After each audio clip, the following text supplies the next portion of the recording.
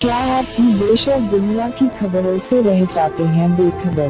तो सब्सक्राइब कर लीजिए हमारे HT न्यूज चैनल को और बेल आइकॉन को दबाना मत भूलिएगा।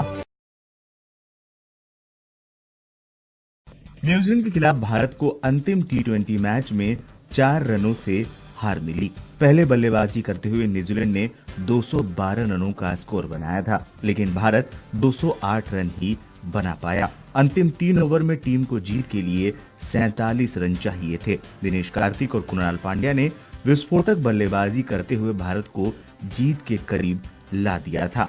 भारत को अंतिम ओवर में जीत के लिए 16 रन चाहिए थे।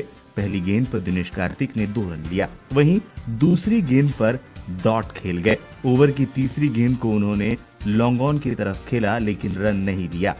दूसरी छोर पर कुणाल पांड्या 12 गेंद में 25 रन बनाकर खेल रहे थे, लेकिन इसके बावजूद कार्तिक ने रन नहीं लिया। इससे अगली गेंद पर उन्होंने बड़ा शॉट खेलना चाहा, लेकिन सिर्फ 1 रन ही मिल पाया। दिनेश कार्तिक की यह हरकत देखकर कमेंट्री कर रहे गौतम गंभीर बुरी तरह भड़क गए। उन्होंने इसे खराब क्रिकेट बताया।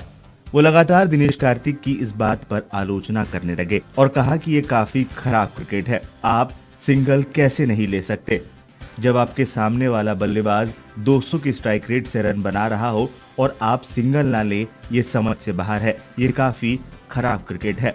मैच के अंतिम गेंद पर भारत को जीत के लिए 11 रन चाहिए थे और दिनेश कार्तिक ने छक्का जड़ा, लेकिन इसके बावजूद भी भारत को हार का सामना करना पड़ा। मैच के अंत में कार्तिक ने अपनी गलती का एहसास हो गया। वो अंतिम गेंद के बाद कुणाल पांड्या के पास गए और जाकर सॉरी बोला। हालांकि उनके 1 रन लेने के बाद भी भारत मैच नहीं जीत पाता, लेकिन इस घटना ने उन्हें मैच का विलन बना दिया।